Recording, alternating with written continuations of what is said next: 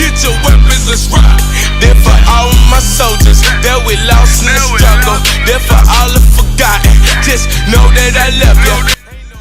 What poppin'? This DNE Vito on MMG TV, man. Yeah. Subscribe, like, comment right now. When the enemy look like them and they looking like you, trying to keep us confused, got us fighting like fools. Yo, What's jumping, man? welcome back, man. Man, it's been a minute. It's been 3 years since our last one, Yeah, man. yeah. The last one was in Dayton, Ohio. Now we down here in Georgia, man. Yeah. Now, what inspired you to make that move from Dayton to Georgia? Being stagnant. You know, I was real stagnant in Dayton. I didn't see any progression.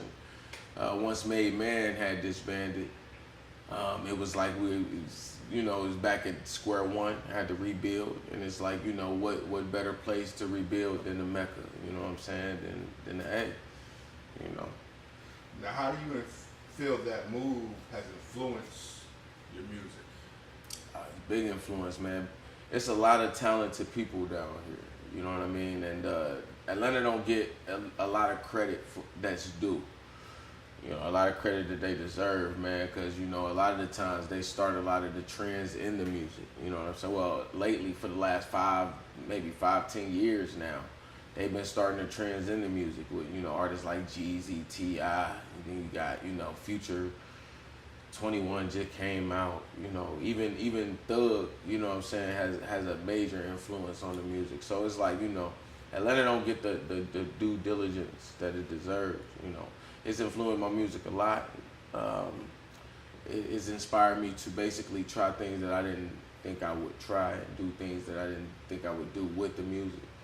And, it was a great decision. It was a great business decision. It was a great overall creative decision. It worked out for the best. Now, with Atlanta being the Mecca and a lot going on, Atlanta being real pop right now, I noticed that you started your own label. Mm-hmm. Now, what made you go the route of starting your own label versus coming with a major label with all the different artists down here? So tell us a little bit about that process. I don't like asking people for things, I came down here because my uncle, he had a vision, that coincided with my vision. And we put our vision together and we came up with, such a great thing, DAT NAGA Entertainment, And it's just, we would rather do things on our own. We would rather scrounge up and go and get it ourselves. That way we don't have to answer to nobody. We don't have to give anybody anything that they don't deserve, and we don't have to worry about our brand ultimately being ruined. You know what I mean? And besides, man, I would rather put my own name on my back than somebody else's, you feel me? Speaking of the name, tell us a little bit about what brought the name of the label. Why'd you choose a particular name? All right, so it's just real. It's a real deep meaning.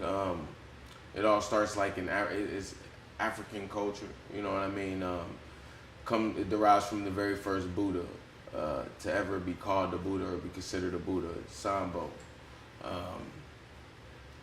He called his disciples per se Nagas. So it's real deep. I would really prefer for the people to look into it themselves, because there's knowledge that they can gain. Knowledge that you find on your own is you tend to keep on to that. You tend to hold on to it longer and to be able to utilize it and just use it in everyday life. You know what I mean? If I tell it to you, it doesn't necessarily stick. It becomes unappreciated. So, I chose the name because it has a special significance to us. Me and my uncle chose the name because it has a special significance to us. We do a lot of research. We felt as though it best fit what we were trying to do with the music and do with the entertainment, and I think it sounds good too.